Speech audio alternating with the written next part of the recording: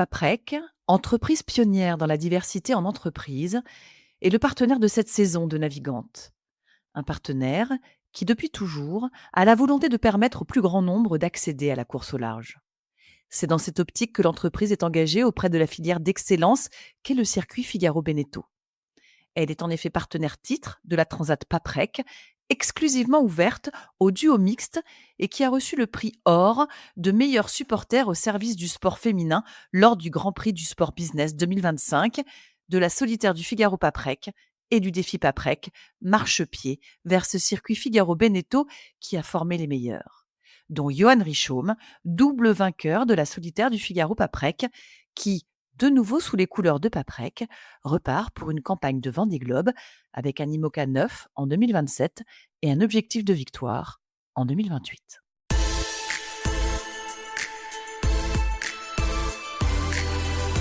Bonjour à tous, bienvenue dans Navigante, le podcast dédié aux femmes de la course au large et de la régate, celles sous les feux des projecteurs, celles de l'ombre aussi, à ces femmes compétitrices, déterminées, qui mènent parfois 1000 vies en une.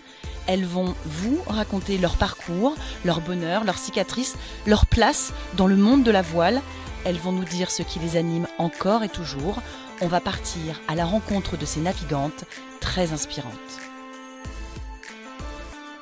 Navigante est produit par Sailors, le média des professionnels et des passionnés de voile de compétition. Sailors, ce sont 2 newsletters hebdomadaires en français et en anglais, des podcasts, des événements, un studio de production de contenu, ainsi qu'un festival du film que vous pouvez retrouver sur sailors.com. Je suis Hélène Cougoul et vous écoutez Navigante. Elle est discrète, mais elle est là. Depuis plus de 20 ans d'ailleurs. Avec elle, on sait que le travail sera fait efficacement. L'écoute attentive, la relation bienveillante et la volonté de faire briller son marin chevillé au corps. Son job, les relations presse. Son truc, l'univers du nautisme, le sport de glisse. Elle a plein d'idées. Elle aime les relations humaines. C'est une grande, grande professionnelle. Elle trouve toujours une solution pour tout, du genre à ne pas lâcher, toujours avec le sourire et dans le calme. Ça doit être son appétence pour le yoga et le pilate qui l'ont forgé. Les grands événements de la course au large, elle y est rompue. Vendée Globe, Route du Rhum, Transat Café l'Or, Ocean Race, et puis la voile olympique aussi. Elle a accompagné, fait grandir, écouté, porté énormément de skippers. Il y a eu notamment Jérémy Bayou pendant 8 ans, Violette d'Orange 2 ans, et puis, depuis 2022, elle fait résonner le nom de Johan Richomme. Le monde des médias, elle connaît ça par cœur. Pour sortir du tourbillon, elle se pose chez elle, à quelques pas du si charmant port du Plomb vers La Rochelle, avec l'île de Ré comme voisine, son île chérie. Et puis, elle peint. L'art et les artistes, c'est son refuge. Le rock, sa came. Bowie, son idole. Puis, entre 2 courses, 2 JT, 2 unes de journaux, 2 tableaux, elle soutient son fils, Léonard, champion d'arts martiaux. Oui, oui. Et on l'a dit, elle est du genre à pas trop la ramener, pas trop se mettre en avant et pas parler trop fort. Elle est toute en délicatesse, alors autant vous dire que passer l'exercice du podcast, c'est presque une épreuve. Isabelle Delaune est l'invitée de ce nouvel épisode de Navigante. Bonjour Isabelle. Bonjour Hélène. Est-ce que tout va bien? Parce que je sais ta discrétion, je sais ta petite hésitation, à participer à ce podcast. Est-ce que ça va? Écoute, ça va déjà. Merci beaucoup pour, cette introduction qui me touche beaucoup, vraiment. Tu as, tu très bien résumé un peu la personne que je suis et tu m'as fait sourire aussi avec, ta petite bon, je sais que tu me connais aussi maintenant depuis pas mal de temps, mais avec les petites références yoga, pilates, peinture, rock, mon environnement, mon fils, et qui font partie évidemment, intégrante de ma vie, que je partage avec mon travail que j'aime. Donc oui, j'ai un peu hésité, c'est sûr, mais je suis tellement en confiance aussi avec toi que ça ne pouvait que bien se passer, ça ne pourra que bien se passer. Mais Donc oui, ça je va te bien se remercie passer. aussi énormément pour cette invitation. Est-ce que tu dirais aujourd'hui que, puisque tu parlais de ta vie et tout ce qui la compose, hem, Tu te sens équilibrée aujourd'hui? Oui, beaucoup plus que je ne l'ai été. Je pense que ce travail aussi m'a énormément appris, ça c'est certain. Parce que j'ai vraiment démarré en 2004, mais on reviendra un petit peu sur ce parcours et toutes les personnes que j'ai pu rencontrer, depuis 20 ans, enfin un peu plus de 20 ans maintenant, m'ont apporté beaucoup en fait et m'ont appris beaucoup de choses sur moi aussi. Comme Hem, quoi? déjà me faire confiance, parce que j'avais quand même un petit souci de confiance en moi, que j'ai encore certainement un petit peu parce qu'on se refait pas, Tu mais n'es pas la seule, dis on pourrait se faire un club géant, tu sais? Mais tout va bien. oui, je pense. Mais c'est vrai que ça a bien forgé mon caractère et j'ai su me faire confiance, j'ai su m'écouter aussi, ce qui est pas toujours évident parce que j'ai plutôt tendance à écouter les autres, plus les autres que moi-même, mais bon, quand on a un enfant aussi, on apprend aussi à le faire parce que c'est quand même très important et voilà quoi, c'est ouais, je suis plutôt bien, je suis plutôt sereine, même s'il y a des petites phases d'anxiété par moment parce qu'on sait jamais, comment ça se passera demain, que la conjoncture n'est pas évidente, qu'on est dans des périodes un peu charnières aussi, que on vieillit, Tu allais que dire retraite. Tu allais dire pas retraite. loin de la retraite. Bon, j'espère pas tout de suite, mais j'en ai pas envie. Mais c'est vrai qu'aussi, il faut penser un petit peu à tout ça, à l'avenir et puis que ouais, je me vois pas encore sur les pontons dans 10 ans, ça c'est sûr, mais je me donne en fait le prochain Vendée Globe 2028, après je verrai. Parce que j'aurai quand même, j'aurai écoute, là, je vais avoir 57 ans quand même, hein, en juin. Oui, on dirait pas. Ouais, c'est gentil. Mais parce que je suis jeune dans ma tête. Ça, c'est aussi une, ça a été longtemps peut-être un défaut, mais pour moi, c'est une qualité parce que je reste quand même ultra positive sur la vie et je fais confiance, en fait. Je fais confiance, à la vie, je fais plus confiance à la vie qu'à moi-même des fois. Donc je me dis que bon, la vie, elle m'a toujours un peu, elle a été sympa avec moi. J'ai eu la chance d'être super bien entourée, donc il y a pas de raison que, ça se passe pas bien. Voilà. Bon, on va revenir sur cette vie. Alors évidemment, pas tout, hein, j'ai pas du tout Mmh. la prétention de de tout démêler, mais est-ce qu'on peut revenir au début? Comment commence ton histoire avec la mer, avec les bateaux? Tu es née à Nantes, hein, Isabelle? Exactement. Mmh. Mais j'ai l'impression que tu as pas beaucoup vécu à Nantes, si? Non, en fait, mes parents donc papa travaillait à Nantes à l'époque et ensuite ils ont déménagé à Cholet, donc pas très loin de Nantes et donc j'ai fait ma scolarité là-bas et après je suis retournée à Nantes faire mes études et ensuite, j'avais vraiment, envie de me rapprocher de la mer, donc je suis partie à La Rochelle.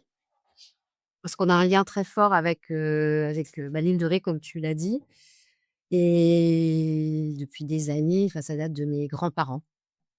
C'est quoi ce lien avec l'île de Ré? En fait, mes grands-parents, ma grand-mère, va passer toutes ses vacances là-bas et emmenait tous ses petits-enfants là-bas. Donc on À était Loie, c'est ça? alors là, non, c'était pas à C'est pas à Loie au Loie? départ, c'était à Saint-Clément. Saint-Clément-des-Baleines, tout au bout de l'île. Voilà, Saint-Clément-des-Baleines, enfin dans un tout petit village à côté qui s'appelle Le Gilieu et c'est vrai que c'était, des souvenirs d'enfants, d'ados, on a fait les pires bêtises, on a fait voir de toutes les couleurs à ma grand-mère, mais c'était ces moments-là sont imprégnés, sont tellement forts et puis après, maman s'est installée à Loie, après avoir, vendu la maison à Cholet et puis voilà, moi je me suis dit: La Rochelle, j'ai envie d'habiter ici, mais qu'est-ce que je vais y faire?» parce qu'en fait, j'avais pas du tout, moi j'ai une formation plus dans la com au départ, mais ça me plaisait pas, parce que moi je voulais faire les beaux-arts et mon père n'a pas voulu que je fasse les beaux-arts, pensant que ça m'amènerait à rien. Donc bon, je fais cette école de com, bon voilà. Après, vu que j'avais fait ce que m'avait demandé mon père, donc j'ai fait une école de design pour devenir designer Mais pareil, il me manquait quand même un truc. Fallait toujours que je trouve en fait un lien entre le côté artistique et le côté littéraire. Et donc après, bah, j'ai fait une formation au métier du livre et là, ça a été la révélation. Donc tout ce qui était, de la chaîne de l'édition de A à Z et ça, c'était à Nantes et qu'avec des gens incroyables, on était des formations, enfin une session, c'était sur une année. On était quoi? 20, ouais 20 personnes issues de tous les milieux, alors il y avait des agrègues de philo, il y avait des artistes, il y avait, enfin il y avait un peu de tout et c'était très, très, très fort, très riche. Donc c'est bien qu'après j'ai bossé à la DRAC de Nantes pendant quelque temps avec les chercheurs, les topographes et ça j'ai adoré. Mais pareil, c'était, bah, une aventure qui a dû s'arrêter parce que, la Caisse nationale des monuments historiques à l'époque, nous on était la DIGE, donc ce qui était une association, indépendante et l'association a été, dissoute. Donc, bah, il a fallu que je trouve autre chose et là je me suis dit: «Bon, bah, c'est le moment ou jamais, tu pars». Je n'avais pas d'amis du tout à La Rochelle, pas de famille, même si j'étais pas très loin de Nantes, hein, où je l'ai. Mais j'ai tenté le coup et puis, Tu quel âge? j'avais, 25 ans, 24-25, un truc comme ça et donc bah, il fallait bien manger donc j'ai commencé à bosser, chez Françoisière. Alors l'horreur du truc. Non mais tu imagines, j'étais sur le trottoir en train de vendre des cartes Françoisière, quoi. Ah, mais je vois très bien où il est Ah le non, France mais Loisirs à La Rochelle en plus, je vois ah très mais bien, ça ouais. se trouve tu m'as distribué des cartes quand voilà. Ah bah possible, mais non, mais l'enfer. Donc ça a pas duré très longtemps, je te le cache pas. Et là, j'ai commencé à rencontrer pas mal de monde, notamment du Grand Pavois, puis, bah, d'autres personnes et puis beaucoup de voileux, dont, bah, Benoît Parmeudot, Oui. Jean-Christophe Tu vas Cazot, t'occuper pour son Vendée Globe en 2004, on va y revenir voilà, évidemment. Jean-Christophe Cazot, le papa de mon fils, donc voilà, on a baigné, on était tous un peu tous ensemble et puis super ambiance, et là je me suis dit, j'ai bossé pour une agence de com aussi. Après, j'ai été journaliste pendant 4 ans. Alors ce qu'on appelait le JDCV, qui était le journal de chez vous, qui avait été monté par, Jean-Jacques Zilberstein à l'époque et c'était un journal interactif de proximité qui était diffusé sur iTélé. Donc ça pendant, bah, de 1999 à 2004.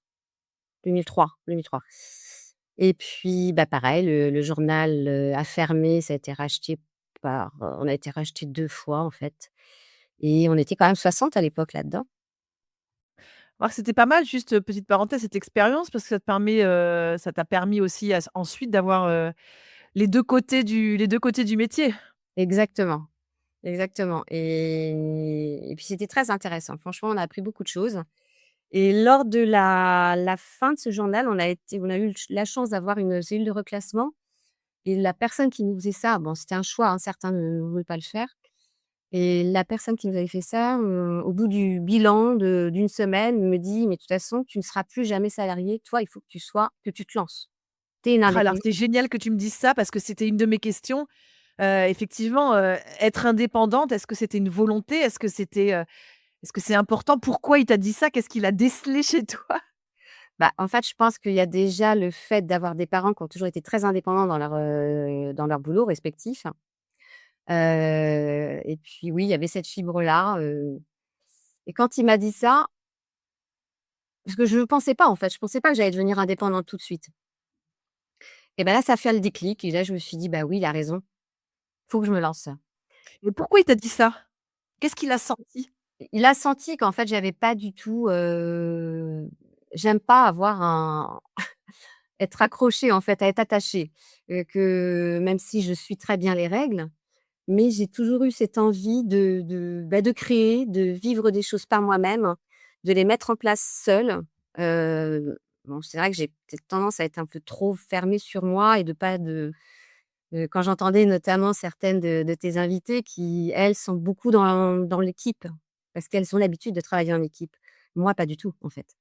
Je suis un peu, toute seule, ici, je suis loin de la Silicon Valley, mais ça m'empêche pas de partager quand même de savoir que bon, les personnes avec qui je travaille sont là, que moi je suis là pour elles aussi. Voilà. Donc bah, voilà, je suis devenue indépendante, mais grâce à en fait, on va en revenir, grâce à Benoît Parnaudot qui me dit, à un moment donné: «Bon, bah, voilà Isa, je vais faire le Vendée Globe.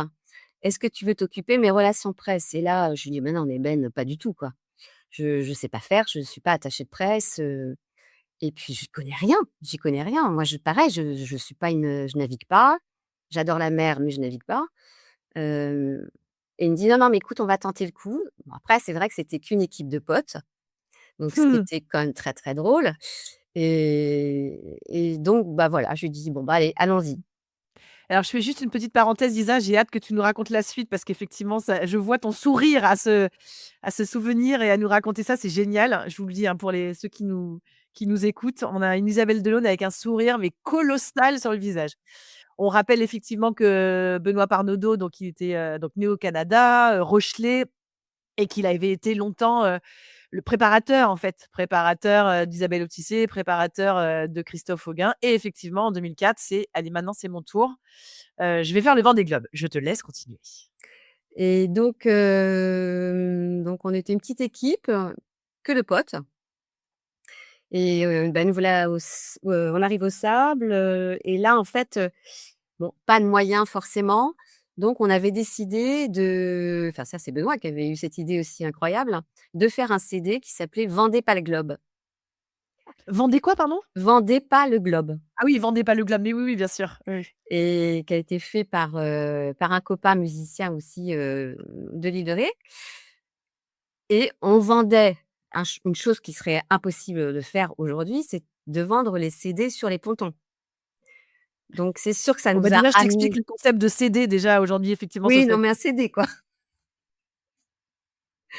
Et c'est vrai que ça a attiré quand même, bah, la curiosité quand même de beaucoup de monde, dont beaucoup de médias. Je me souviens très bien de notamment de Jean-Louis Le Touzé et Dino, Di Méo qui étaient complètement scotchés par l'approche.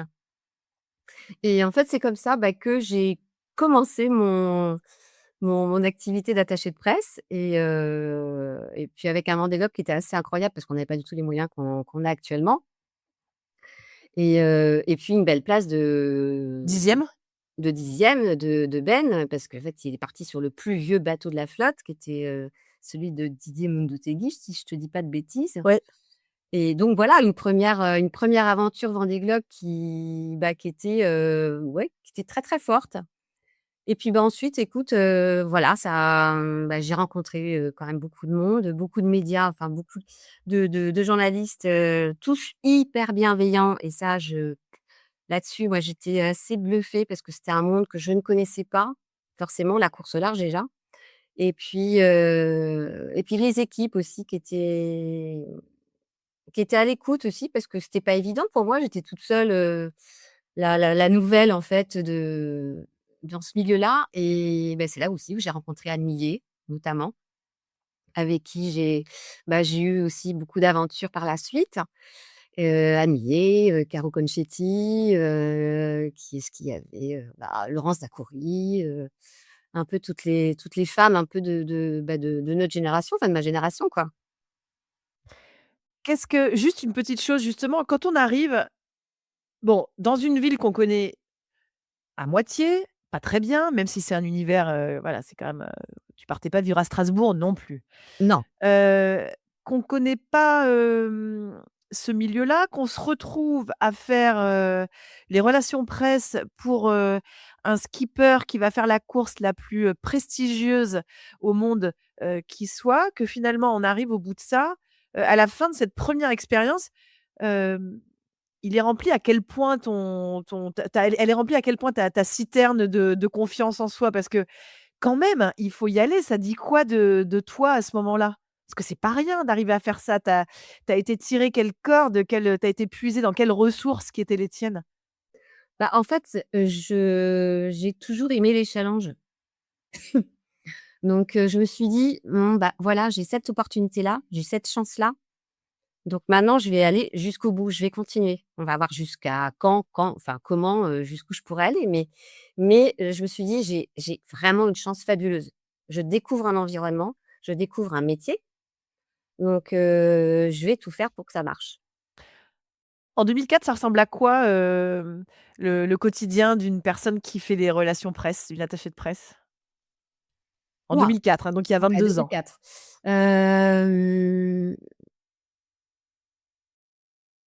je dirais qu'on était quand même plus,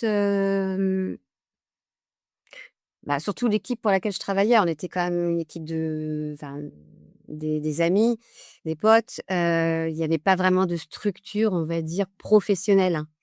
Donc c'est pour moi, bah, c'était vraiment une découverte, en fait, hein, je découvrais, bah, le métier, c'était, bah, comment faire son fichier, tu vois? Oui, de De relations presse, journaliste, enfin de de rela journalistes ouais, et tout ça, bien sûr. donc ça, j'avais pas du tout et j'avais pas demandé d'aide, à qui que ce soit non plus, donc bah, il a fallu que je construise ce fichier un peu toute seule. Bon, même si après, je sais que Moine m'avait aussi un peu aidée. Après, bah, c'est un communiqué de presse, comment ça s'écrit, c'est quoi, donc bah, trouver le bon mot. Bon, même si j'avais cette chance d'avoir eu ce parcours de journaliste aussi un petit Sûr. peu avant, donc ça m'a permis de comprendre certaines choses et puis bah, c'est surtout aussi la relation humaine, Ouais.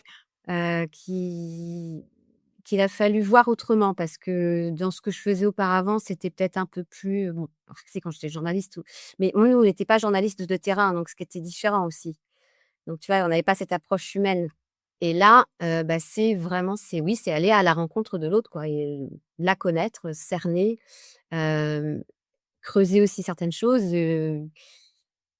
des fois je pouvais être assez enfin j'ai quand même, quand j'étais plus jeune, j'étais quand même pas super, souvent mon père me disait: «Mais va au fond des choses, tu es trop superficielle» Oh, OK.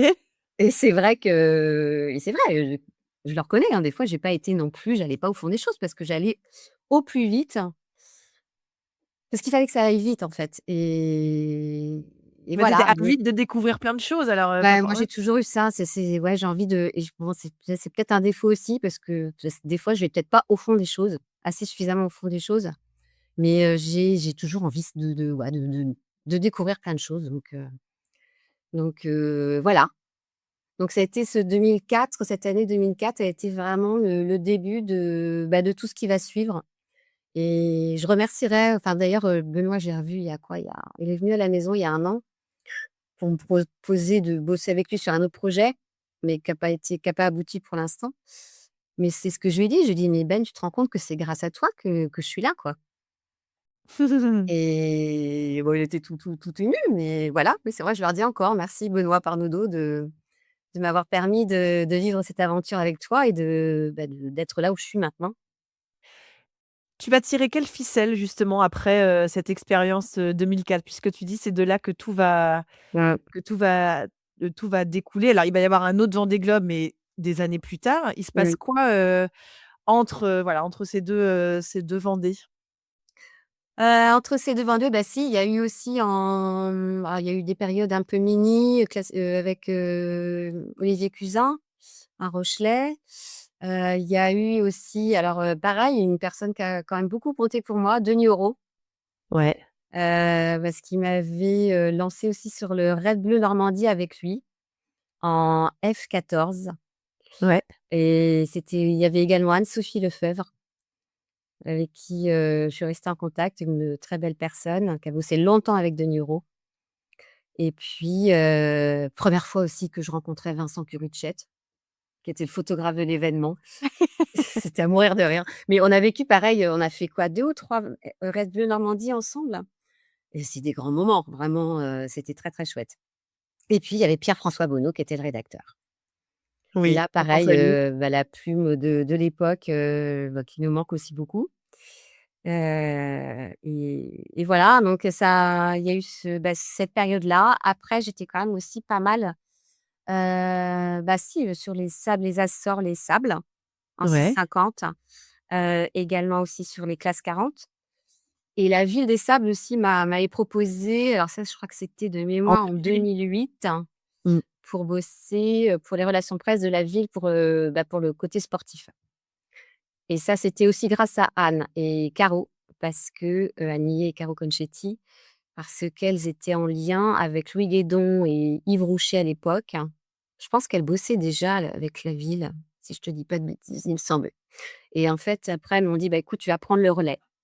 Et donc le Vendée Globe 2008, je l'ai fait pour la Ville des Sables et pareil, c'était, bah, ouais, une très, très chouette expérience. De l'autre côté, parce que là, j'étais pas côté skipper du tout, mais côté municipalité. Voilà et puis après, bah, écoute, il y a eu des rencontres, Oui, justement, heu toi qui dis que tu es, presque une solitaire, mais il y a quand même le mot, j'ai noté ça, hein, depuis le début, il y a quand même le mot copain, le mot pote, les mots potes, ouais, copains qui reviennent ah, assez c'est très souvent. important. Mmh. Tu parles de quand même beaucoup de personnes qui t'ont, voilà, que tu as pu, rencontrer, donc t'entourer, c'est aussi ton truc Mmh. quand même, mine de rien. Hem, Là, justement, à l'époque, toutes ces rencontres, elles t'amènent à quoi? Elles t'amènent à, découvrir quoi sur toi aussi? Sur, cette, en fait, cette faculté à peut-être bah, déjà à écouter les gens, Ouais. les personnes avec que je côtoie et c'est peut-être ce qui fait aussi ma force, c'est que oui, j'ai cette faculté-là d'écoute, de compréhension, ouais, d'accueil et puis je pense que ça met en confiance et puis ça m'a permis aussi de me rendre compte que je suis capable de construire des choses seule, Mmh mh. mais évidemment accompagnée, pas forcément, à côté de moi, mais autour de moi. Qu'est-ce que ça m'a apporté aussi, Tu parles de Caro, tu parles de donc Caroline Conchetti, tu parles de Anne Millet, tu parles de Laurence Dacoury. Si je te dis sororité, ça résonne ou pas? ah complètement, complètement, même dans tu vois, dans ma vie de tous les jours avec mes amis, c'est hyper important. Je pense qu'on c'est important parce qu'on a toutes vécu des choses, on a tout un parcours complètement différent, mais tu vois, pour en revenir à Anne aussi, elle a perdu son papa sur la transat Café L'Or et moi, j'ai perdu mon papa à l'arrivée de Jérémy Béliou en 2018.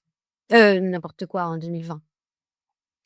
Donc ça aussi, tu vois, avec Anne, on en a beaucoup parlé et Anne m'a conseillé des podcasts aussi à écouter par rapport à ça parce que c'est un deuil, c'est toujours douloureux, c'est compliqué. On met du temps et c'est vrai que j'en parle, j'ai de l'émotion dans la voix et Mmh. parce que même, sur ce Vendée Globe-là, à l'arrivée, bon, il y a le team qui était au courant et Jérém, moi, j'avais pas voulu, j'avais dit: «Ne mettez pas au courant Jérém» parce que déjà que c'était compliqué pour Jérém Oui, qui oui, était on rappelle là, que c'est mais un Vendée Globe où effectivement il est parti, voilà, il a cassé, il est ouais, revenu, il a réparé, il est ouais, reparti au bout d'une semaine. voilà. Donc je voulais certainement pas qu'il soit au courant de ce qui s'est passé. Mais à l'arrivée, alors je sais plus si c'est Vincent ou Stéphanie qui lui a dit, mais là, tout de suite, il m'a pris dans ses bras et puis ça a été, voilà, je trouve qu'on a cette chance-là aussi. On travaille avec des marins enfin là, je change un petit peu du contexte de ta Oui, question, oui. mais on a de la chance de travailler avec des marins qui sont pas toujours faciles, mais il y a Ça, on quand va en même parler évidemment. comment? On va en parler bien sûr de la relation avec le marin, bien sûr. Mais il y a toujours en fait cette bienveillance et ça c'est tu vois, moi, ce milieu-là, en fait, il m'a apporté ça aussi, cette bienveillance, même si des fois c'est pas simple. Mais on arrive toujours à trouver, quelque part une part de bonheur, de sincérité, d'écoute, de lumière dans tout, même s'il y a des moments qui sont durs, que ce soit pour eux en mer comme nous à terre. Mais ouais, il y a toujours cette petite lumière, cette étincelle qui est là et qui nous fait avancer, qui me fait vibrer aussi parce que c'est l'importance de notre métier, hein, sinon on serait plus là et voilà. Alors 2008, il y a ce Vendée Globe, fait de l'autre côté du miroir, si je puis dire, côté, Ouais. orga, côté ville. 2012, tu vas revenir, côté ponton avec, Bertrand de Broc, Ouais, sacrée avec ce expérience. fameux «Votre nom autour du monde», Mmh. où moyennant un minimum 50 €, on pouvait avoir son nom, écrit sur la voile, de Bertrand. Sur la coque. Il terminera quand même 9e, hein, de ce Ouais. Vendée Globe. Là aussi, une sacrée performance. Hem, ce Avec un Vendée départ qui Gl était pas simple parce qu'il est reparti, il avait eu une casse au départ. En même temps que Marc Guillemot d'ailleurs, parce que Anne, alors Marc Guillot, je sais plus ce qui lui est arrivé, mais Bertrand, lui, s'était pris un semi-rigide au départ. Oui, exact. Mmh. Donc petit retour au port. Cette expérience-là, aussi, toi, tu te sens, plus forte comment? Puisque 2004, c'était le début. Là, il y a quand même, pas mal d'années qui sont passées. Tu te sens plus forte, comment? Ça, c'est une première question. Et puis, moi, ce qui m'intéresse vachement de savoir depuis longtemps, c'est aussi comment on se choisit, heu avec un skipper, voilà, comment il choisit son attaché de presse, comment son attaché de presse, le choisit. Cette rencontre-là, elle se fait comment? Parce qu'on parle de Bertrand de Broc, après il y aura, un peu de Jean Le Cam, puis il va y avoir vraiment beaucoup de monde et puis il va y avoir effectivement ces 8 ans avec Jérémy, on va y revenir. Mais cette rencontre-là, elle se fait comment? Alors Bertrand, je me souviens plus trop comment elle s'est faite. Je crois qu'on a c'était par des amis en commun, et encore, je suis même plus sûre. Mais en Mais fait, je crois même, que de façon peut-être presque plus générale, ouais, comment ça ouais. se fait Mmh. cette rencontre-là? Parce qu'effectivement, mine de rien, c'est un binôme, vachement important, Ah bah complètement. le skipper et sa responsable des relations presse, surtout dans un sport comme le nôtre qui est, enfin le nôtre, qui est, pas non plus, le sport le plus, médiatisé et médiatique, de la terre. On n'est pas le football et voilà, pas le rugby, pas la NBA. Donc c'est un binôme qui est vachement important, où il doit y avoir une confiance, j'imagine, super forte. Donc comment la rencontre se fait? Comment on sait que ça va marcher? Comment on sait que ça va pas marcher? Et qu'est-ce qu'il doit y avoir dans le bagage commun? Alors moi, en fait, il y a toujours, je pense qu'il y a ce côté un peu énigmatique que je recherche. En général, ça a toujours été des personnalités quoi, très, très fortes, qui peut-être me ramènent aussi à mon père. Je pense qu'il y a ce côté-là et c'est vrai que peut-être Bertrand, oui, puis il y avait ce côté un petit peu, Bertrand un petit peu que pas caractériel, mais il avait quand même, a été extrêmement attachant, enfin il est toujours très attachant, mais qui était pas facile, ça c'est sûr. Et je pense qu'on s'est choisis, bah, je sais pas, il y a peut-être qu'on s'est dit l'un et l'autre, bah, on va trouver chez l'un comme chez l'autre, ce qu'on n'a pas. Peut-être que lui, il va m'apporter peut-être un peu plus de je sais pas, de force sur certaines choses, peut-être que moi je vais peut-être l'adoucir aussi sur d'autres choses, j'en sais rien. L'apaiser, j'en sais rien. Mais, en fait, ça a toujours été des rencontres, à j'ai pas envie de te dire facile, mais, où Comme une c'était sorte d'évidence? ouais, voilà, un peu comme une évidence, en fait. Ça a pas toujours été le cas, hein, on va pas avec tous, mais dans la majorité des cas, ça a été ça. Et alors question idiote, mais peut-être pour, ceux et celles qui nous écoutent et qui se diraient que: «Ah tiens, ce serait sympa comme métier». Ça se passe comment en fait? On va à la rencontre, du skipper? Le skipper vient vous chercher? Comment ça se passe concrètement? Alors soit, bah, soit toi oui, tu vas à la rencontre d'un projet, d'un skipper, savoir s'il a besoin. Alors déjà, tu te renseignes quand même un petit peu sur la personne parce que tu vas pas non plus aller, n'importe où et tu te dis: «Oui, voilà, bah, oui, Bertrand de Broc, c'est sûr que c'est un projet qui peut être intéressant». Une personne assez atypique aussi, donc pourquoi pas? Et là, bah, tu creuses, puis après, bon, il y avait Isaac Heller, donc sa son épouse à l'époque, que je connaissais aussi, que j'appréciais beaucoup parce qu'il y avait le côté aussi artistique qui me rejoignait un petit peu et voilà, donc après, bah, c'est ça, tu vas à la rencontre de cette personne, tu vois si ça peut matcher ou pas. Après, bah, forcément, c'est le skipper qui va décider, hein, parce que c'est lui qui quand même qui t'embarque dans son aventure, donc toi, il faut aussi que tu sois en mesure de pouvoir suivre Et puis voilà, je pense que, bah, ça s'est fait, voilà, comme ça, et a priori, ça n'a pas trop mal marché, même pour les autres suivants, mais puis c'est une question de confiance, hein, en fait. Après, c'est la confiance, elle est pas là tout de suite parce que forcément on se connaît pas, mais elle se crée, oui, si quand même, on se fait confiance dès le départ parce que là, si tu fais pas confiance dès le départ, tu c'est un peu Ça va être compliqué aussi. compliqué. Voilà, mais après c'est, oui, voilà, c'est apprendre à se connaître, apprendre à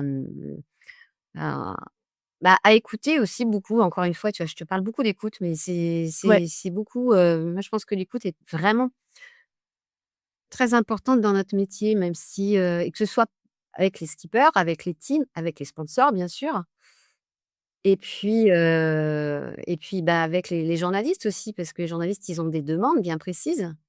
Donc, faut pouvoir aussi les écouter, savoir si on est en mesure de répondre à ces questions-là, à leurs questions, on va savoir si le skipper est en mesure de répondre. C'est là où aussi il faut connaître son skipper.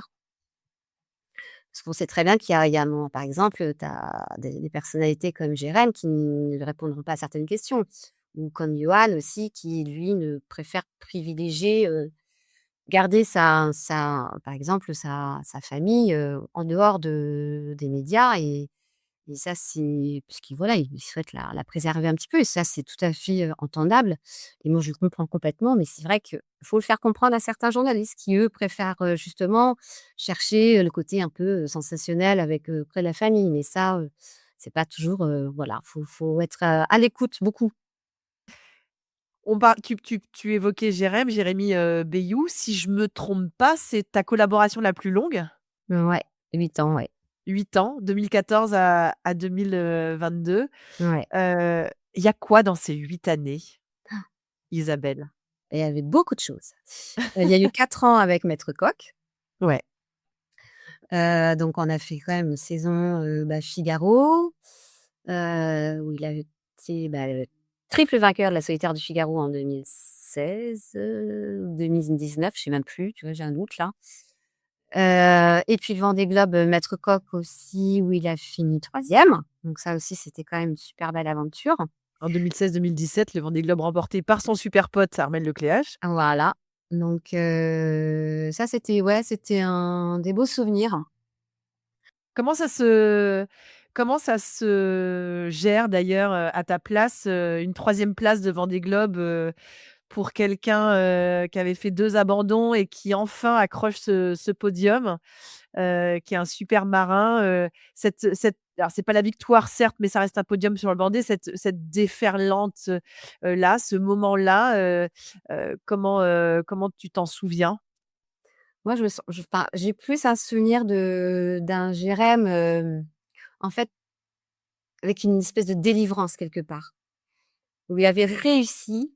Oui, certes, comme tu dis, c'était pas un 1er ou une deuxième place, mais c'était un podium, et pour lui, c'était tellement important de enfin, montrer qu'il était capable de faire des podiums, et qu'il était même capable de faire une première place, ce que je lui souhaite toujours à chaque fois. Et ça, c'est, de voir le marin pour lequel tu travailles, avec cette joie, ce soulagement,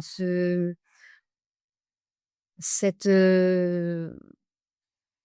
puis cette émotion, parce que franchement, c'est quelqu'un qui quand même part toujours très qui montre pas, Jérém, et quand, là, tu le vois avec un sourire, de dingue, et puis même une larme, quoi. Et quand moi, j'ai un souvenir aussi avec ses enfants, hein, où je vois Achille et Jacques, avec leur père à ce moment-là. Ouais, j'en avais des frissons partout, quoi. C'est tellement, tellement fort, et j'étais tellement heureuse pour lui. Et là, tu dis: «Ouais, en fait, ton boulot, et c'est ça aussi, c'est cette récompense que tu as». Oui, un Vendée Globe, c'est long, c'est dur. Tu passes par toutes les phases émotionnelles, mais voilà, tu as des victoires comme ça de bonheur qui sont tellement, qui te disent: «Ouais, bah, je suis bien à ma place, en fait, je suis contente de faire le boulot que je fais, et j'ai envie de le continuer encore longtemps», et bon, c'est pour ça qu'on a continué aussi avec Jérém, même s'il a changé de sponsor entre-temps. Mais puis il y avait vraiment, il y avait un lien avec Jérém, avec l'équipe, c'était, oui, Comment une on fait belle, sa place d'ailleurs, dans une équipe, dans une écurie, dans une équipe comme ça? Alors ça a pas toujours été toujours très simple pour moi parce que je suis quand même à La Rochelle et je suis pas à Lorient. Donc il y a c'est vrai que des fois ça peut, être un peu compliqué parce que je suis pas au cœur de ce qui se passe. Donc l'important, c'est d'avoir justement des gens avec qui tu travailles au sein des teams qui te mettent régulièrement, au courant. Nous, après, on se fait des visios toutes les semaines, bon, le team manager est toujours à ton écoute. Quand tu as la chance d'avoir aussi, quelqu'un qui s'occupe de la com au sein du projet, bon, qui est un peu ton binôme, hem, bah, ça aussi, c'est important. Donc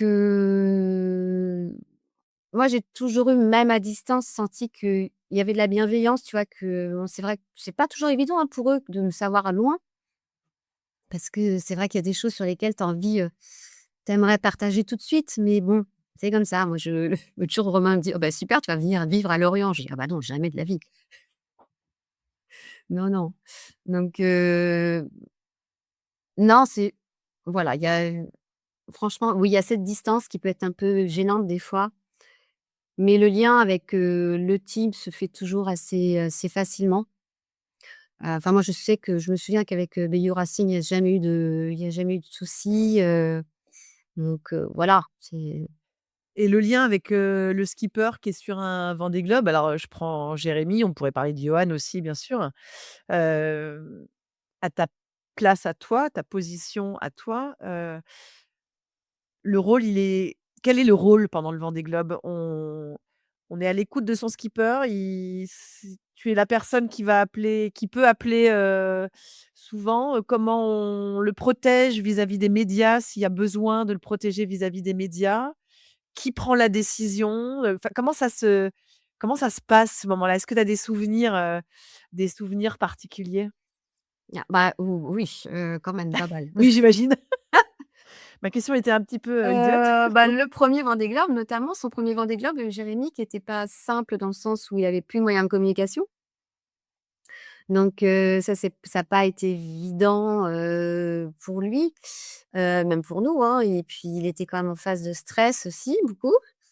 Donc les seuls moments où on réussissait à l'avoir, bah, c'était, fallait on avait face à nous un skipper qui avait besoin de beaucoup d'écoute, qui avait besoin d'être, réconforté aussi.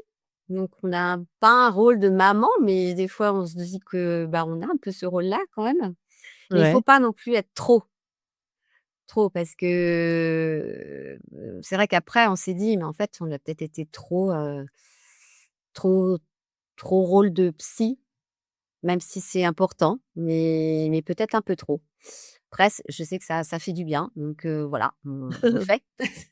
Mais il faut aussi se préserver parce que quand on est, beaucoup dans l'émotion comme je peux l'être, des fois tu prends et un Vendée Globe c'est long. Donc tu sors du Vendée Globe, tu es épuisé. Et puis, il faut pas oublier qu'il y a autre chose aussi bah, qui se passe autour quand même. Tu as ta vie de famille, tu as un enfant, donc il faut pouvoir être aussi à l'écoute de ta famille.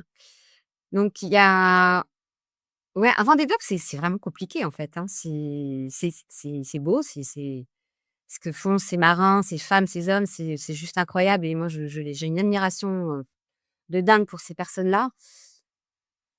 Mais et puis pour les personnes qui travaillent aussi autour, tu vois? Que ce soit les équipataires, que ce soit, les techniciens, parce que même si tu n'es plus, sur le bateau en train de préparer le bateau, bah, tu as quand même toutes les équipes derrière qui suivent, toutes les informaticiens, enfin il y a tout le team manager, enfin il y a tout le monde suit Oui, tous les et corps de métier qui suivent, bien sûr. ouais, donc voilà, j'ai perdu le fil de ma pensée.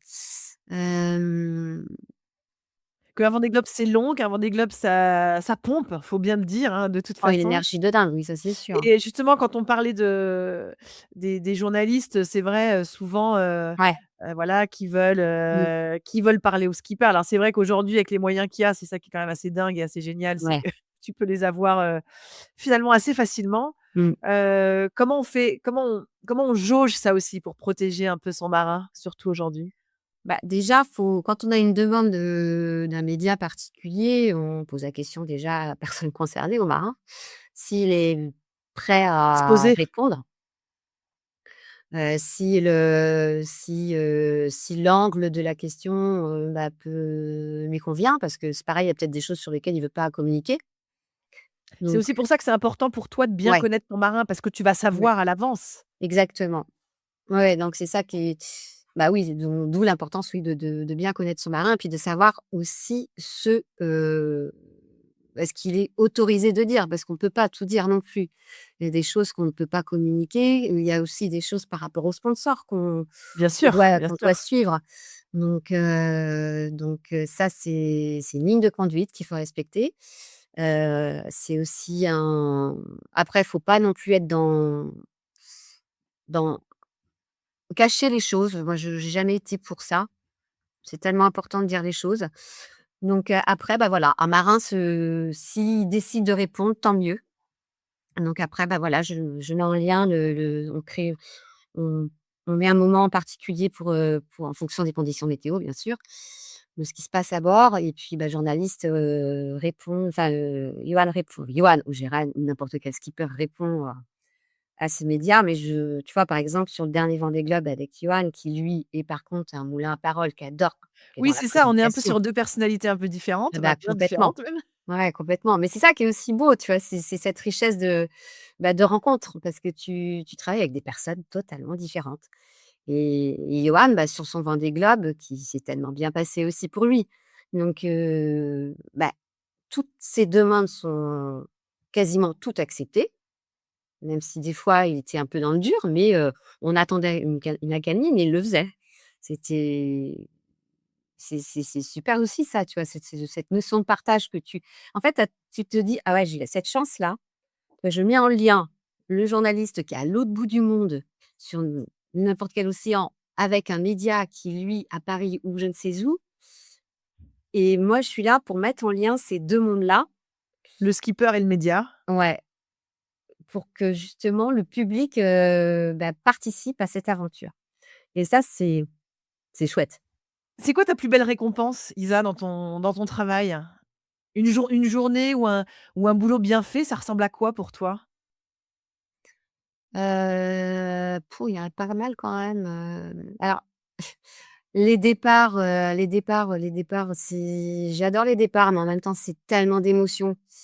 Puis on est dans le stress parce qu'on voit bien que le skipper, bon, tu le suis derrière, alors notamment quand tu sur un Vendée Globe, tu es derrière à la compagnie. Alors le pire, c'est quand même le Vendée Globe, période covid.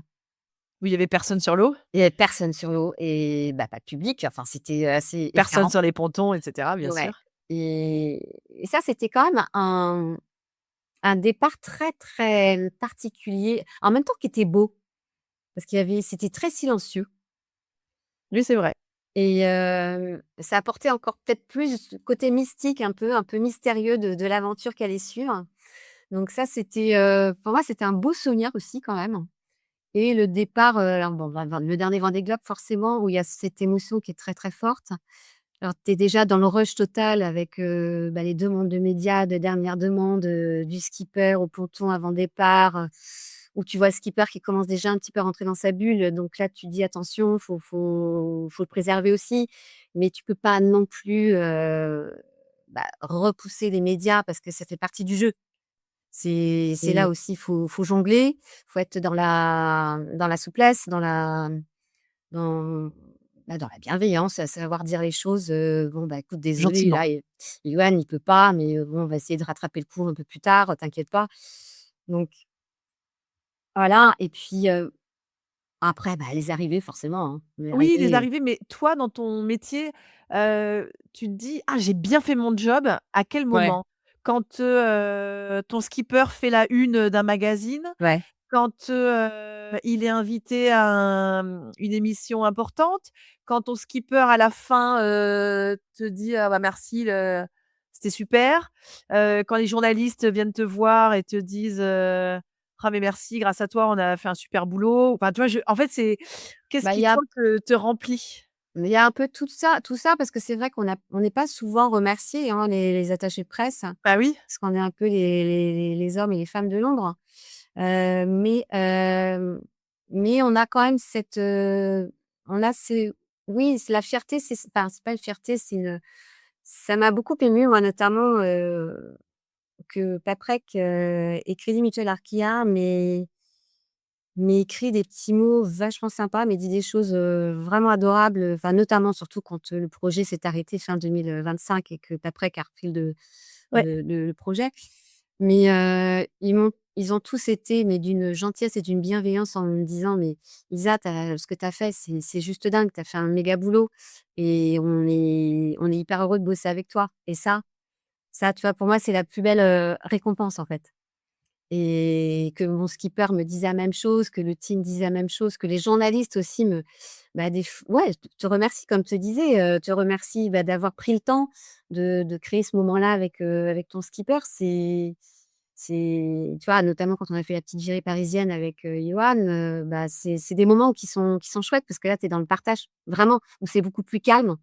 Ton skipper, il est prêt à répondre, puis tu sens que les journalistes, vous êtes tous aussi dans cette bienveillance. Vous êtes heureux d'avoir aussi, le skipper avec vous en plateau ou et ça, c'est là, je me dis: «Ouais, j'ai réussi à faire ce qui est ma mission, en fait. Je fais ce boulot-là pour réussir à faire ça», ce qui est pas toujours évident, mais voilà, ouais, je suis heureuse de l'avoir fait. Je suis heureuse d'avoir réussi à faire ça.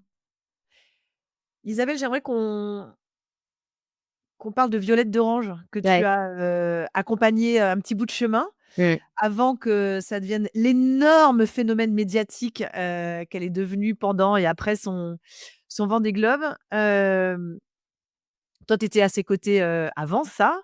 Hem, Elle avait quoi de différent déjà? Est-ce que tu as senti que cette jeune femme ou comment tu as senti que potentiellement cette jeune femme, elle allait, exploser, tous les compteurs et tous les records, médiatiquement, hein? Quand on regarde, ses comptes, de réseaux sociaux, par Ouais, c'est exemple. Alors moi, dingue. je me suis amusée à regarder, hein. C'est elle dans quasiment le monde entier qui a le plus de followers, Les phares, hein. dans le monde, du nautisme, hein. Je me suis même amusée à les comparer avec, des grandes stars internationales, néo-zélandaises de Coupe d'América et cetera. C'est elle qui est devant, hein. Est-ce que tu as senti ça? Qu'est-ce qu'elle a de comment tu l'expliques, en fait, de ce que tu connais toi? Peut-être que c'est une question à 12 milliards de dollars et que c'est compliqué à Ouais, expliquer, alors, mais enfin, moi, si tu veux, j'avais pas enfin, Violette, quand je l'ai rencontrée, c'était vraiment des petits bouts de femmes, plutôt discrètes. oui, tout à fait. Plutôt discrètes et pas toujours à l'aise non plus avec les médias, même avec avec enfin, l'environnement dans lequel elle démarrait, en fait, hein. C'était pas simple. Alors, enfin, moi, je fais toujours un petit peu un parallèle, enfin, parallèle, non, pas un parallèle. Parce que sur la même période, je bossais pour, Lou Berthemieux, Oui, voile olympique. voile olympique et Violette. Alors on a 2 jeunes femmes du même âge, avec 2 parcours, un peu différents et 2 personnalités complètement différentes. Donc Violette était quand Mais même Lou, c'est intéressant que tu fasses le parallèle, hein, c'est ouais, sûr aussi, bien sûr, ouais. mmh et Violette est au départ, moi je la trouvais plutôt discrète, mais on sentait qu'elle avait déjà cette vibration, cette volonté, cette Mmh. force en elle.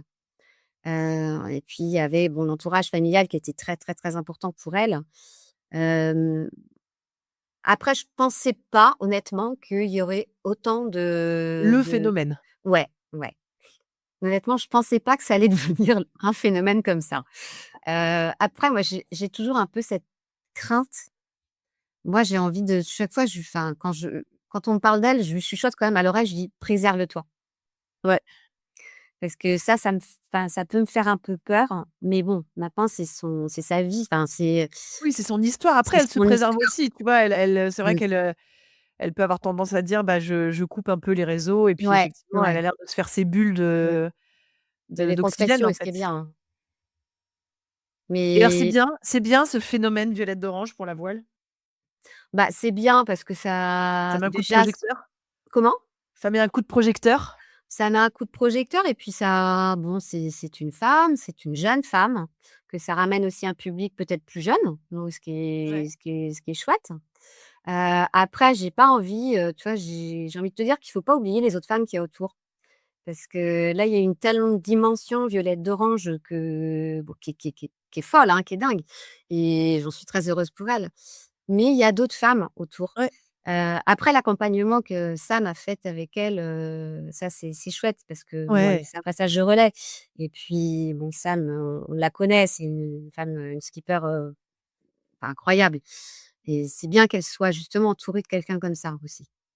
Mais mais dans la voile, il y a pas beaucoup de femmes. Il commence à y en avoir et ce qui est bien. C'est ce que j'allais te Mais demander justement ton regard sur ça. ouais, il y en a peut-être pas assez, mais peut-être, bon, ça va venir, mais on met peut-être pas assez en avant encore toutes ces femmes, qui sont toutes différentes, tu vois? Justine Métraux qui quand même a fait un Vendée Globe extraordinaire. Extraordinaire. On en a quasiment pas beaucoup parlé, tu vois? C'est en fait, on trouve pas bon, je sais que les médias, ils aiment bien, bon, les profils comme Violette d'Orange, bah, forcément, ça attire et ça se comprend, ça se comprend. Mais il faut pas oublier que derrière, il y a d'autres personnes, il y a d'autres femmes qui sont là et qui font un métier, qui font le même métier et qui ont déjà un parcours, professionnel qui est dingue. Violette, elle a pas, bah, son Vendée Globe, bon, elle a fait son premier er Vendée Globe. Mmh. Mais elle a pas fait, une place remarquable. Mais après, voilà, c'est une autre façon de naviguer. C'est bon, elle a fait le bateau qu'elle avait aussi mais c'était une appréhension pour enfin une aventure pour elle, hein, qu'elle a fini, qu'elle a très bien fini. Mais il y a des femmes à côté de ça qui ont fait des Vendée Globe, juste de dingue et on en parle moins. Dont on parle moins. Ouais. Et ça, c'est ce qui m'embête un petit peu, moi. Mais après, bah, Violette, elle a un tel charisme aussi que quand on la voit, bon, oui, tu la vois avec son petit sourire, toute mignonne, tu as envie de lui faire un gros câlin. Mais c'est tu vois, je te parlais de Lou, c'est 2 personnes différentes. Lou, c'est, déjà, physiquement, ce sont pas les mêmes, tu vois? Violette, c'est une petite nana, Lou, elle est immense, puis c'est une femme, c'est tu vois, je dis femme pour Lou.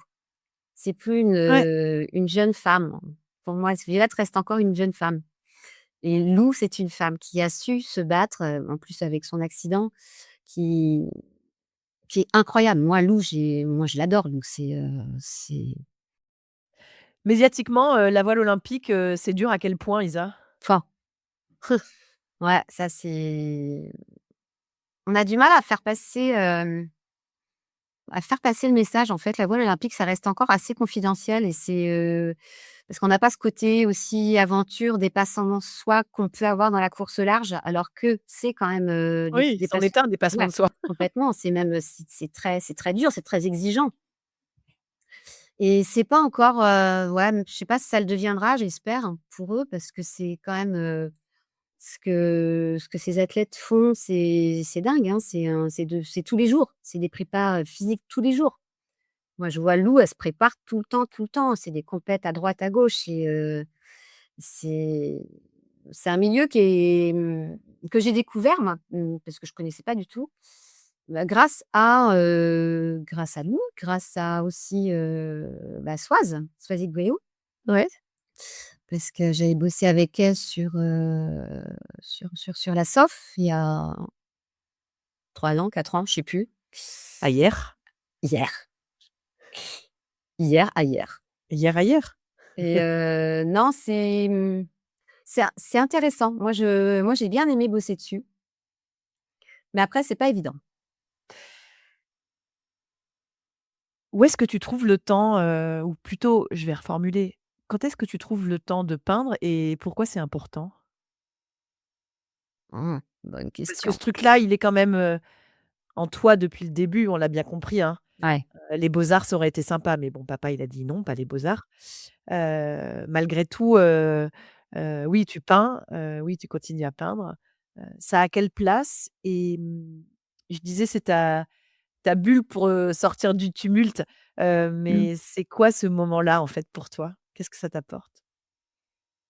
Alors, j'ai pas je tu vois, je peux peindre, je peux passer une année sans peindre parce que je me donne pas le temps. C'est pas enfin, je trouve pas le temps, mais c'est que je ne me donne pas le temps et qu'en fait, peindre, ça veut dire pour moi alors déjà, c'est un exercice, donc ça veut dire qu'il faut que je sorte tout mon matériel, ce qui me prend un Bah, petit c'est peu comme de temps. sortir, tout le matos pour aller faire de la planche ou Voilà. faire du bateau, hein. exactement, que je trouve l'emplacement. Donc il faut déjà que je sois seule parce qu'il faut qu'il y ait personne, sinon je peux pas. Et là, bah, j'étale tout et puis, bah, faut que j'ai le déclic dans ma tête déjà parce que sinon je fais pas et puis une fois que tout ça c'est posé, bah, ça y est, c'est parti. Alors là, je me mets de la musique et puis David Bowie? je mets mes Bowie, par exemple et là, je peux passer, 4 heures, sur ma peinture à faire, à défaire, à déchirer, à recommencer, mais heu ça me fait vachement de bien, j'adore ça. J'adore ça, mais c'est comme la photo, tu vois? J'adore ça aussi. C'est je pense qu'un jour, ben, quand j'aurai arrêté mon métier d'attaché de presse, je me dirigerai, ouais, vers ça. Exactement, enfin, quoi? Est-ce que je pense pas avoir le talent suffisant et puis surtout, hem, je suis pas une artiste au sens, 1er du terme, si tu veux, parce que je vais pas passer mon temps à peindre. Je suis pas comme ça. Moi, je peins lorsque j'en ai envie et puis quand, je le sens, parce que pour moi, c'est une soupape de décompression, que ça me permet de lâcher beaucoup de choses. Hem, mais je pourrais pas en faire un métier, ça, c'est sûr. Là-dessus, je pense que mon père, il avait raison. En fait, Merci papa. Mais tu vois, la photo, par exemple, bon, parce que c'est plus accessible et ça, mon père était un très, très bon photographe, donc ça, je tiens ça à lui. Mais mais la photo, oui, ça, c'est plus, aussi quelque chose, oui, que j'aimerais développer, ouais. petite parenthèse, on a parlé de tout ce parcours, un petit peu des passions, heu, du côté très chronophage aussi finalement de ce métier-là. Hem Et maman dans tout ça? Comment tu as trouvé le temps et puis maintenant on a un champion, tu as un champion sous ton toit?